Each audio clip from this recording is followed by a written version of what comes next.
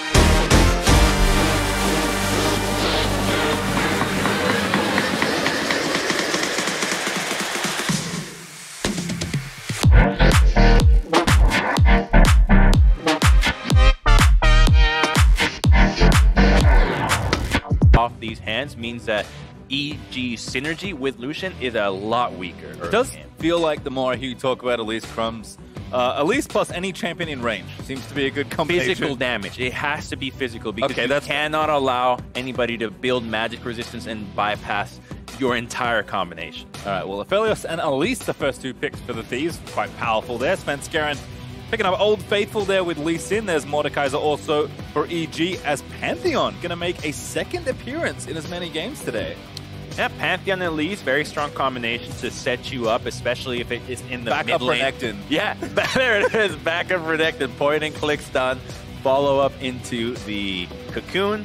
So they've got a way to make action happen early game for the Thieves. It's up to them to find the opportunity and kind of risk it, because you're going to have to dive a lot. Yeah, well, definitely continuing to eat bans here as Varus is the first one in phase 2 for the Thieves. That is Aurelia on the other side. So keeping the solo lane champions out of Fake God and Soligo's hands. So these are thinking, where are Evil Genius's picks going? Because Mordekaiser can be put into the mid lane as well. So you have a lot of flexing power here for the Thieves. And I think now they're just getting rid of what they don't want to deal with personally, instead of thinking exactly where Evil Geniuses is going for their pick. So deny the support right away, and then take your own support, let EG decide, and then you've got that last pick to really figure out where you want the Pantheon to go. That is also a flex. Of course, Matt, once named Matt Life, after a very famous Korean Thresh player. Pretty good at that champion, like a lot of the supports here in Academy, so going to keep that one out of his hands. I do like the respect there for the Thieves in the 2v2. Also given back by EG as they ban away Leona from Breezy, who has been a pleasure to have back in the metagame. I think the Thieves needs to go for Nautilus here. I think this is a really good Nautilus game. You don't have to deal with the Leona. Thresh is out.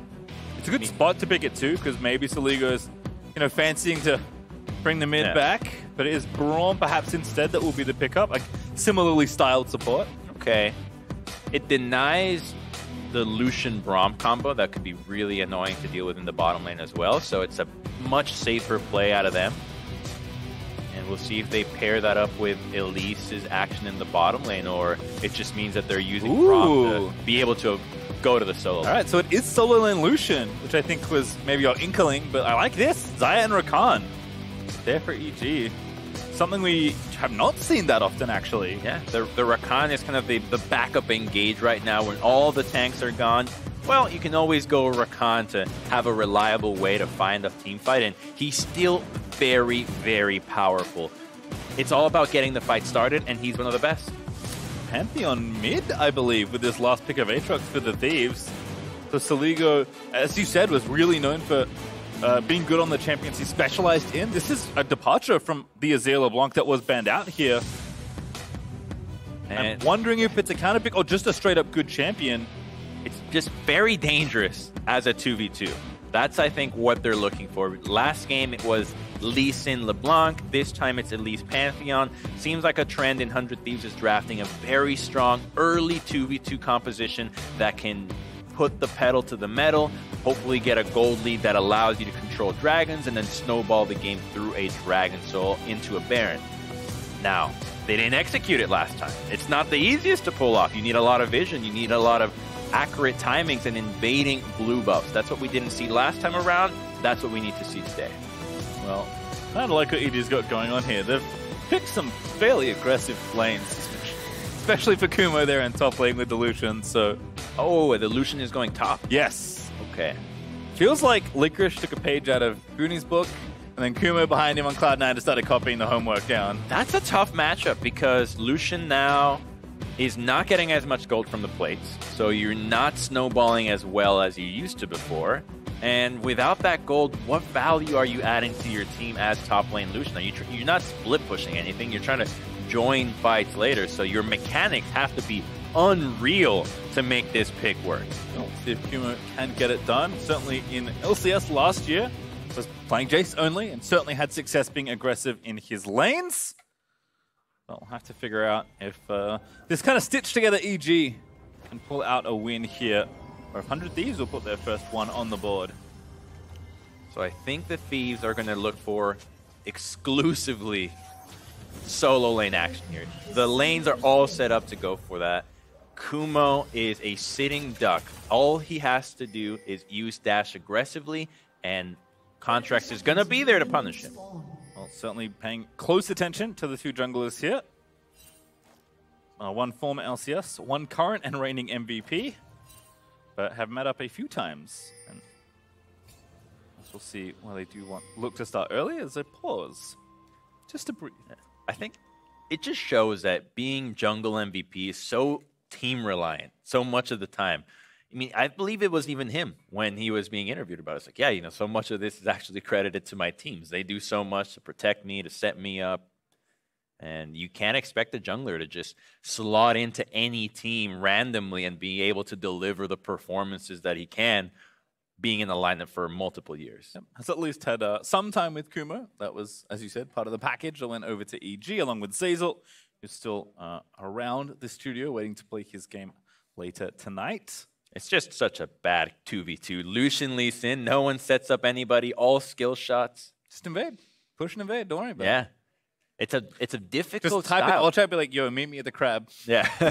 4 minutes. Who will buy it? Will somebody believe it? They'll tell your team not to show up. They always do. They're always there, just waiting. Nobody ever wants to 1v1 you. They think you're trolling. You'll get reported. All right, so it seems like a player on stage has a keyboard issue. We'll get that resolved ASAP. But for now, there is a pause. Whoa. Happy birthday, Papa Smith. Oh, that's true. Hey, look at that. Fun fact. Yes. Papa Smith's birthday. Very easy to remember if you're from Australia. It's on Australia Day, which is the 26th of January. What do you celebrate in Australia? The arrival of British people on Australia? I believe so. Okay. Mostly we eat sausages and play music. Isn't that every day in Australia? Yes. Just barbecuing and having a good time. It is great. It's truly great. Yes, now we've got the correct stands for both sides, 100 Thieves against EG.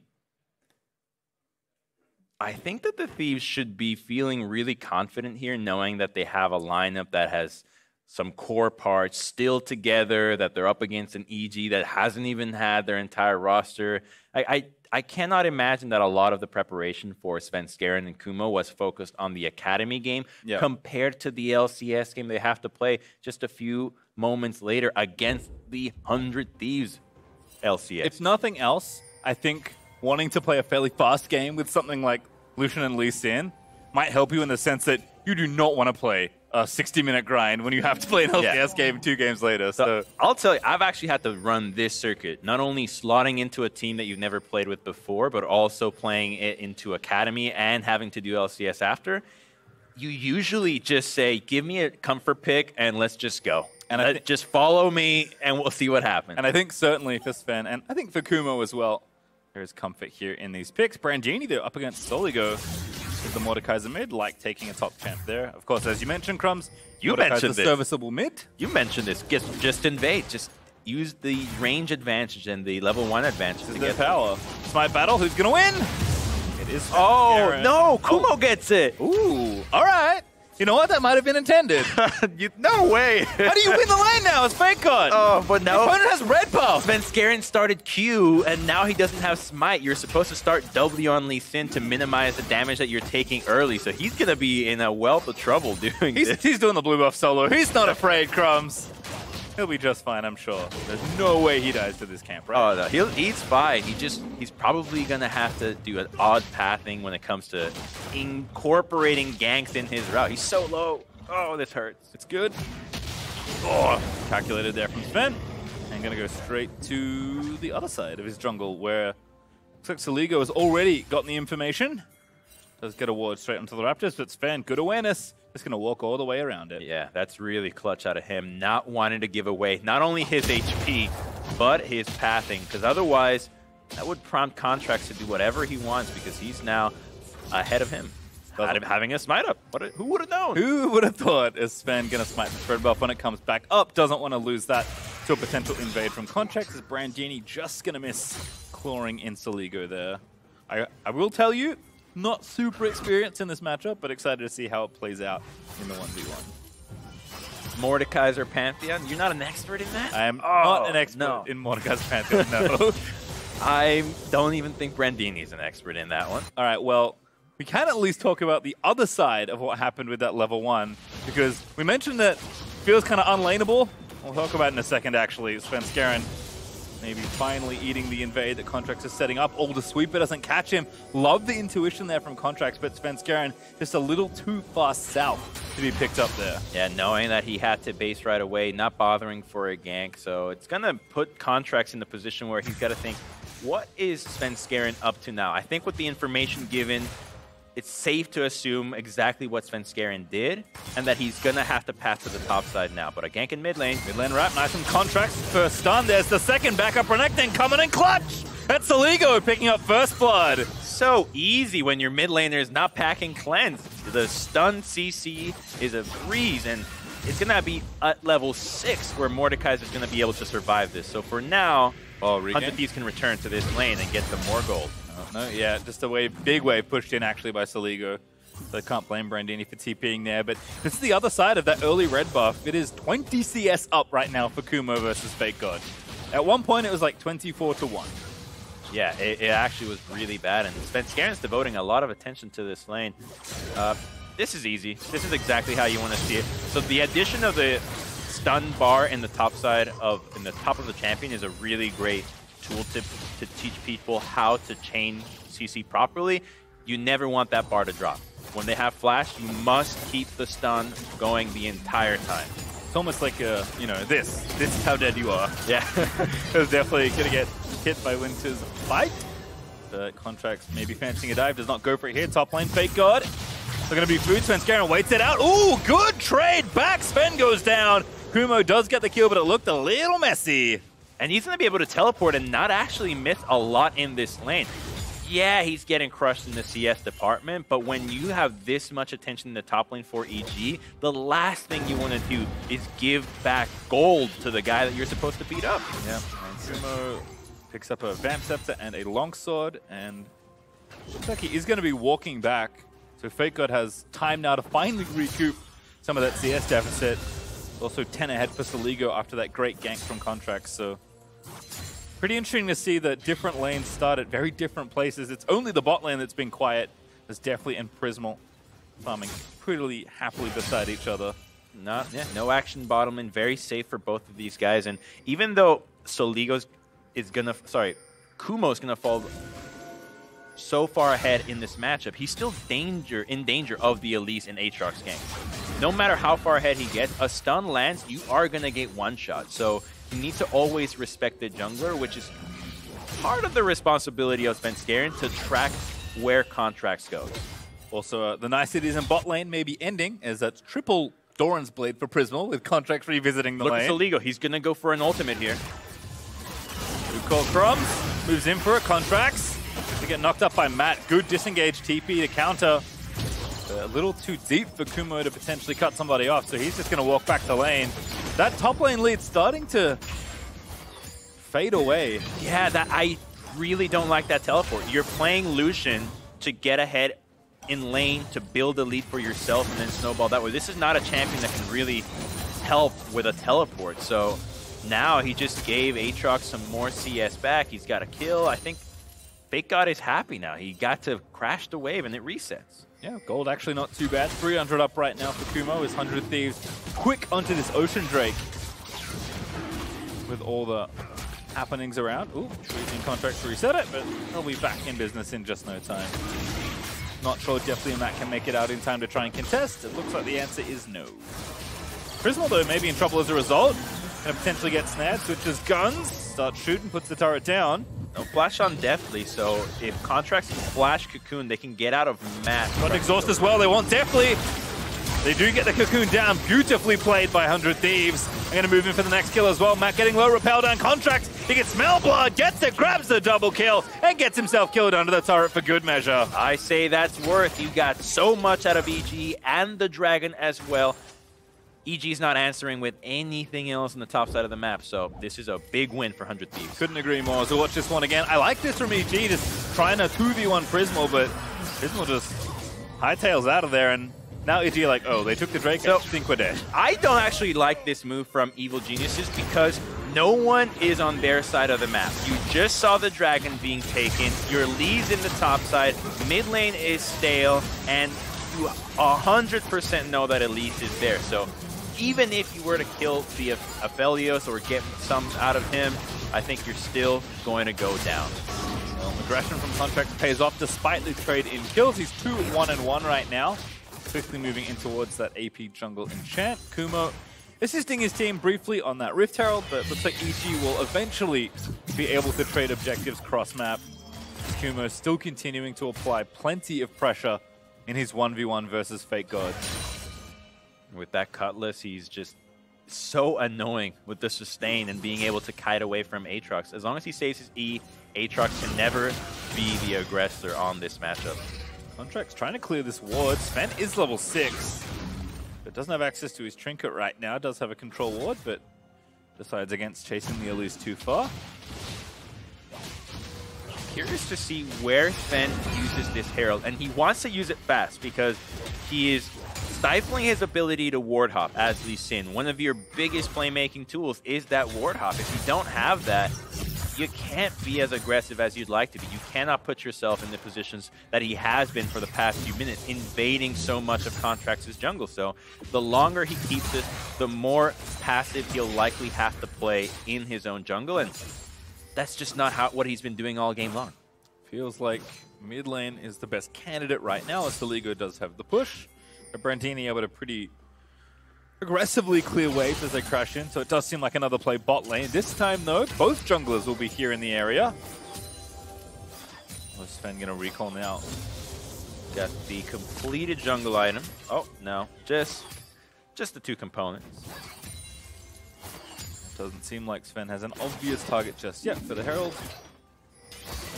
I think top or mid, the solo lanes, right? That's where you've been playing this whole time. That's the easiest place to answer, because if you were to pop that in the bottom lane, you're probably going to instigate a giant party with Pantheon jumping in, with Fake God having his ultimate or teleport back up by the time that happens. And if you use it in the top lane, you might be able to even get yourself 2 Rift Heralds. Now that Contract showed bottom, I think this is the play. Good call. You did say that, you know, Lucian can't maybe get as many plates as he used to. Well, this will change that.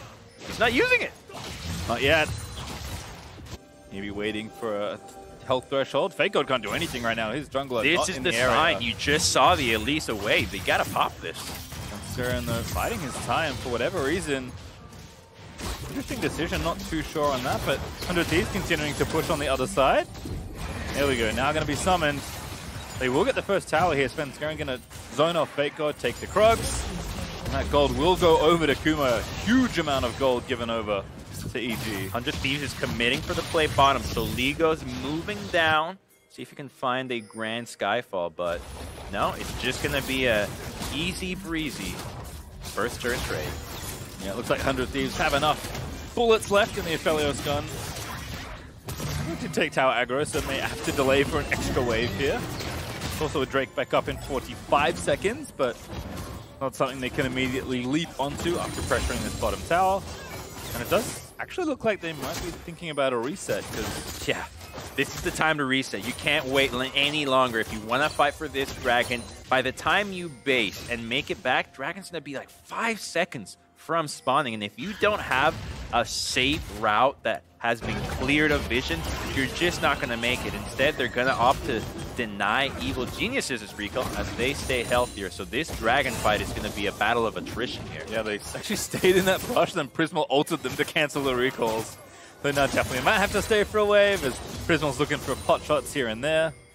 But actually bought enough time for the Drake to spawn. 100 Thieves going to stick to the plan and try and grab this second Drake for themselves. They need to do it now. They know that Deathly doesn't have teleport. He's basing. This is the time to go for this play. If they don't pull the trigger, they are going to lose it because Deathly will have come back. Matt, at least, is staying on the map. Trying to make sure that they can contest for this objective. 100 Thieves not playing too quickly here, just wanting to suss out the situation first. And Minions finally get the job done for the Thieves in bot lane as they'll take out the tower. Still no focus on this Dragon. They just have sight on Lee Sin going into this red side jungle. They suspect that he's there. The question mark pings, but still no focus on anything else from the Thieves. Well, maybe check back in with the solo lanes here. Brandini actually down in farm, but at least getting the lane pushing. I think Soligo has not spent his money in quite a while with 2,000 in the bank. I think that's a fairly safe assumption. Kumo, though, has indeed cashed in for the Blade of the Ruin King and is still maintaining a healthy CS lead. Well, we'll have to see if that lead translates to any major objective or a team fight win, because for now, sure, it's a Fed Lucian, but you know that Aatrox can always deliver in the team fight. The champion is crazy good. Once he hits that 2-item power spike of the Black Cleaver and Death Dance, he'll be hitting like a truck, and no one will have remembered what happened in the laning phase. Contracts at least does solo the Drake out, and it will be the Cloud Rift for this go-round. Looks like duo lanes have also transferred mid, and Svenskeren back behind them. It looks like he's taking a shortcut towards his red side jungle. I think the most impactful aspect of the Cloud Dragon is actually the map changes, the speed, just allowing players to contest every fight across the map makes for a lot of action, and that's what I hope is going to happen now that we're hitting a kind of lull in the mid game. No objectives to fight for. Everyone's moving really fast. Lots to CC. Let's fight. Is it your favorite Rift transformation? No. No? No. Which one? Your favorite Soul, your favorite like transformed Rift. Oh. Yes, actually, it is my favorite Yeah? one. Yeah, I don't like the ocean one. There's too much grass on I my really like screen. that one. It's just so much stuff going on. I don't like the fire one. I feel naked. Like the map is exposed. And then the rock one, I don't get the placement of the rocks. I just want speed, so I like the cloud one. That's fair. I have seen, actually JJ especially from FlyQuest Academy, he loves to sit behind the rock that kind of blocks the red buff and Raptor entrance. Yeah. He just sits behind there with his hook champions and waits for someone to walk in. Exactly. So the kind of picks that he plays are what he's basing his favorite dragon transformations off of, whereas I'm going to keep saying this, I'm a Phil player now. Oh, that's true. The most This is overall officially a Phil player. transformation is the wind. I like Ocean because I think it's, to me, it feels like the most dramatically different. Like, adding brush just feel like, versus adding walls or taking down walls or adding speed trans, You basically. have not been beat up by a Rengar on an ocean dragon. Oh, no, that's happened. That's definitely happened to me. It felt awful. But when there's no Rengar, it's great.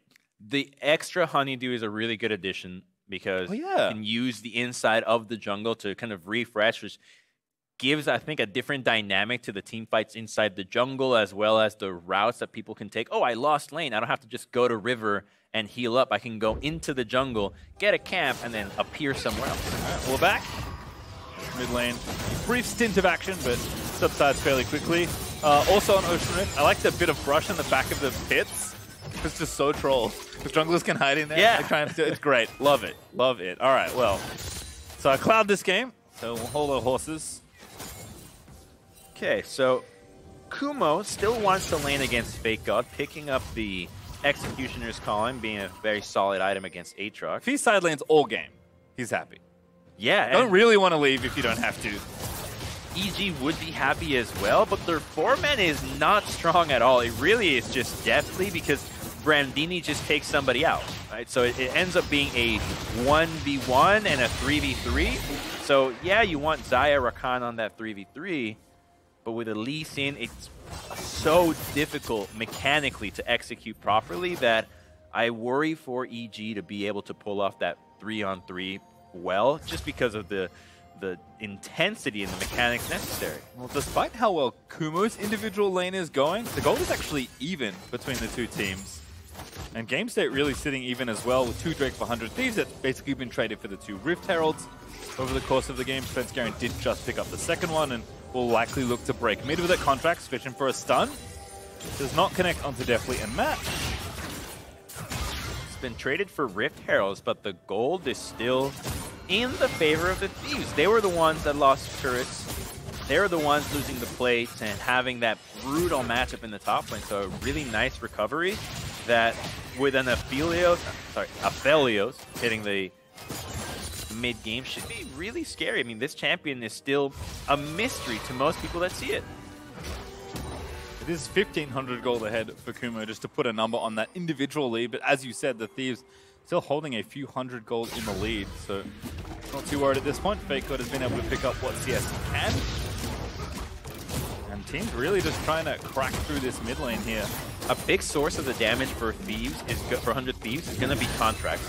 He's going with the Sword Shoes, very strong on the Elise, the only real magic damage threat here. So as long as he's hitting those cocoons, he'll be able to pop any member from EG that jumps in. There's no Merc Treads, it's only Tabis, no magic resistance. So this is exactly what Elise wants to be doing, and it's important that she plays accordingly as a damage threat and not just SEC. Matt going in, gets one charm onto Breezy as he looks for Contracts, but the Repel did save him.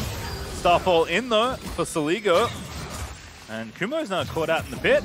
He's in the speed try and dancing around, but the fight's kind of starting on the other side. Into the Death Realm goes Fake God.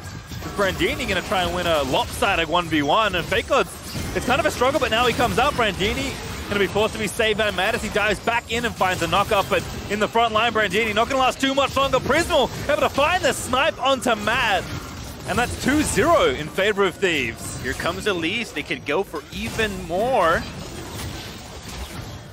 We're going to try something, but 5v5, pure 5v5. Not working out. Sven going to get stunned. Chase is there. Ulti does not connect. As a quick safeguard there from Sven does save him. The Thieves will win almost every 5v5. The ease of execution is too easy for them. It's Cocoon, it's Throb, one of the easiest CCs to hit in the game. And then you've got Pantheon, point and click. Matt, all skill shots on his engage. Same thing with Svenskeren. And then you've got Kumo, who cannot actually start a fight, and Brandini, who takes himself out willingly. So it is really tough for Evil Geniuses to come up with an engage that is on their turn. Yeah, strongest player Kumo is also stuck in the pit, so 100 Thieves leap at the chance for a fight here. A good job from 100 Thieves to clear out the minion wave while the fight is happening so that they have that little advantage here in the mid lane. Contracts. Looks like he completely zoned out Kumo from that fight. And then it was 2 pretty easy picks for 100 Thieves. They take the mid tower, taking the lead in structures as well. And Svenskeren still with his Herald. They were the ones that wanted to crack a tower. Still looking to try and engage here, but Contracts ever so slippery on the Elise. Oh god, just the damage from the Elise right now is crazy. Sven getting low. Prismal also finds that ulti with Infernum for a second time, I believe. But Sven just has to run out of there. 100 Thieves still chasing. Find the first stun. Brandini down. They find the second as well as Deathly falls without his ulti. Sven channels the Herald that might have been timing out.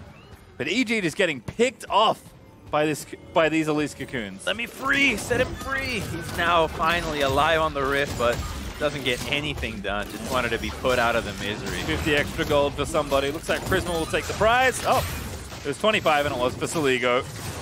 As Cloud Drake goes over to 100 Thieves, continuing to mount that objective advantage.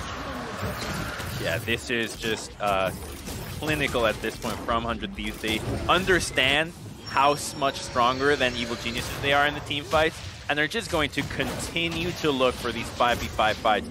Notice how much more the Elise is affecting these fights than the Lee Sin.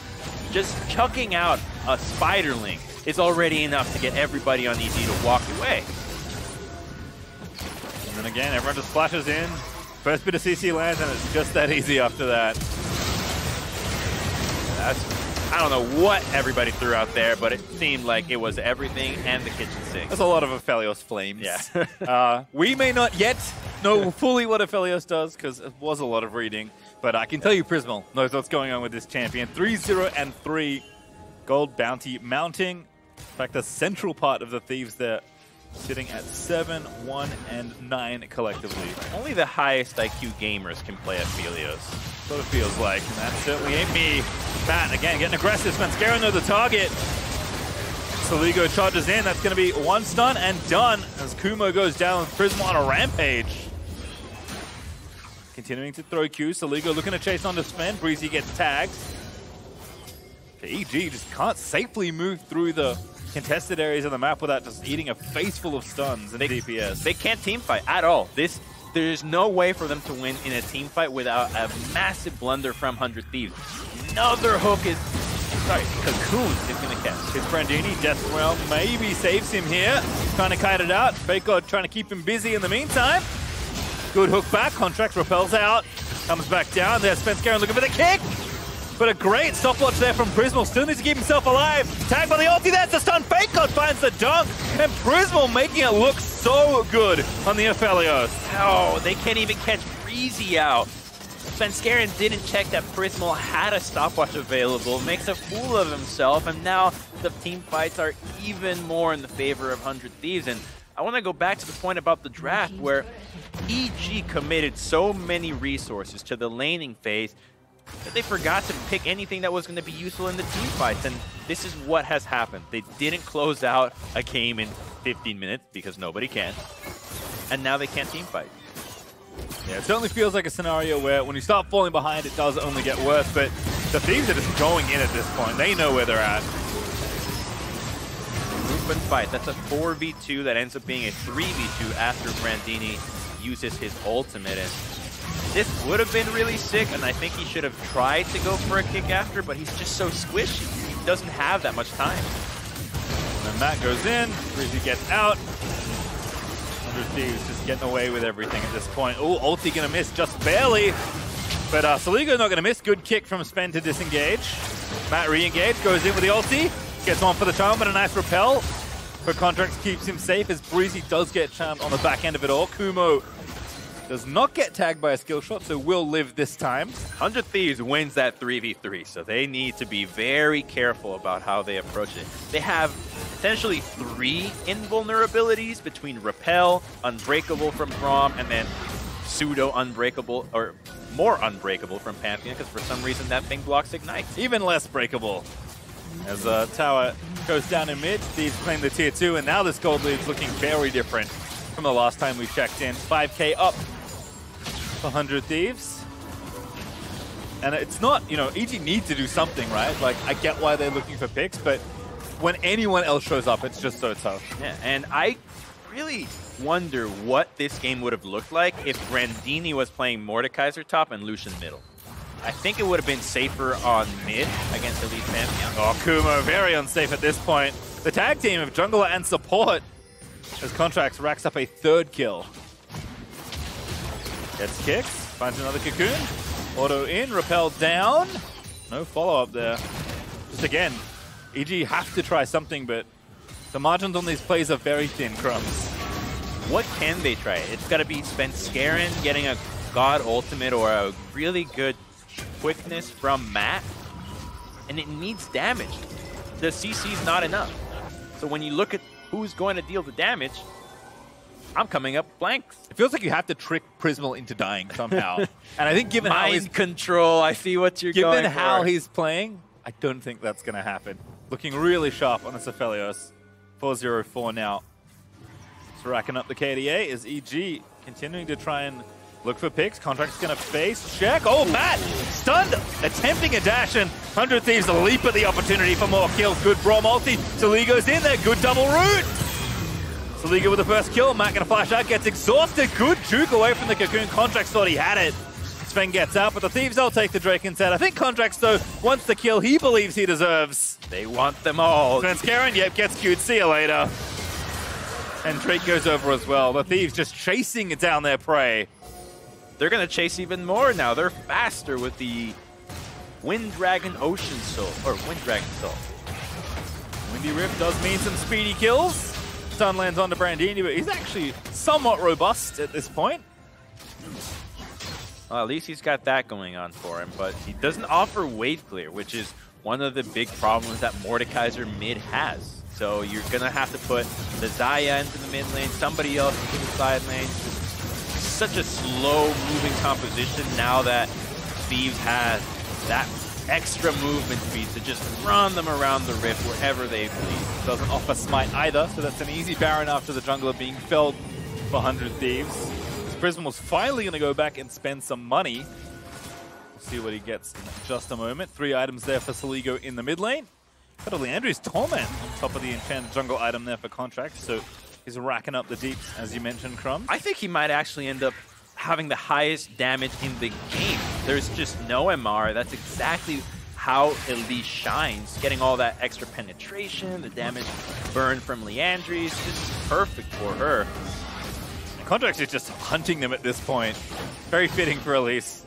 Just walking in, has a stopwatch at the ready, knows he has at least some extra safety alongside the repel, despite not having a flash. And we'll see what 100 Thieves can do with this Baron. Remember, both these teams still searching for their first win here in Academy. For EG, you can understand the situation they've been put in is not ideal for the start of the season.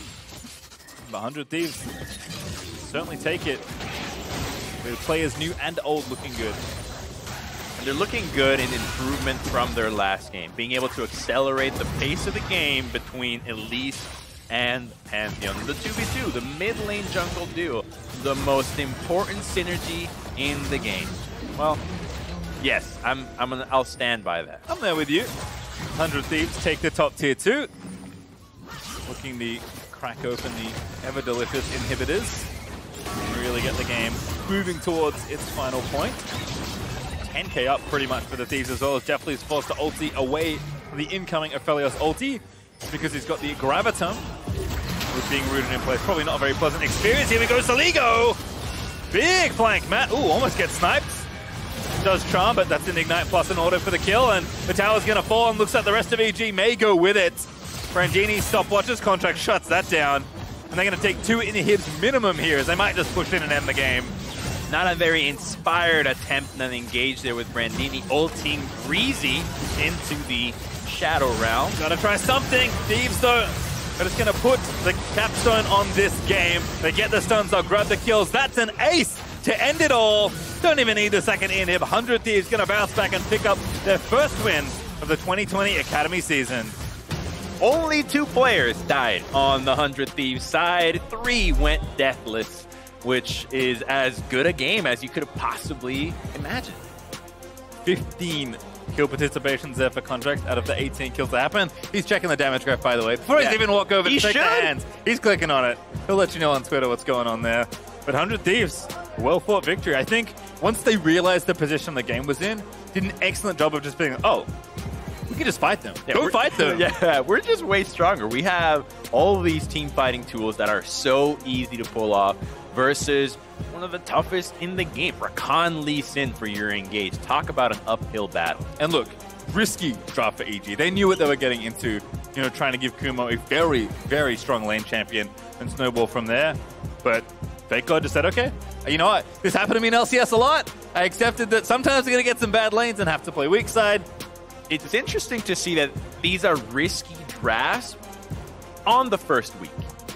Right? Out of the week that you would expect the easiest drafts to happen, the most simple way to win, they've chosen to go the complete opposite direction. It's just, again, so different, the situation for EG. Still waiting for their intended players. Unfortunately, are going through some visa issues. So I'm really excited to see what the new players look like on EG. For now, between Kumo and Sven Marathoning Games and Brandini lane swapping, it's not the same. No, not at all. I mean, it's going to be maybe even more inspiring for the returning players now that it's an uphill battle, right? He started from a deficit, got a long ways to catch back up now with the standings, so they'll have to give it their all and learn a little bit faster, and that might be the motivation they need to get this team to defy the expectations that have been set for them. Well, there's certainly a lot of action throughout this game, so we'll take a look at the highlights here.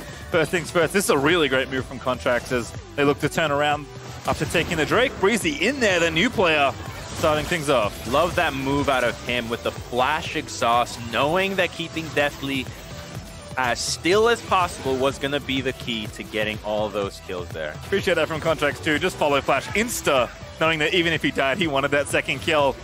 You can see again, 100 Thieves just kind of corralling EG. Soligo had some great Pantheon ults as well this game. And notice how here, 100 Thieves just have complete vision of the river. They have control wards, cleared out what EG had. So EG's going into this fight with less information than the Thieves are, which makes it so much tougher for them to know what is the right time to re-engage. Also, one of the unique things of Mod Ult is, you might trap someone in the death realm with you. Your teammates also cannot help you. As Matt, I think, desperately wanted to try and save his teammates. Great ult there from Prismal. As 100 Thieves once again leap for a few more. Some Aphelios stuff happened here, for sure. Yeah, he changes guns and he runs people down with them. Infernum did quite a lot of work. 100 Thieves just diving recklessly at this point onto EG, as we'll watch a bit more of that. This is another opening with a Cocoon. The pairing of the jungle support from Breezy and Contracts was phenomenal this game.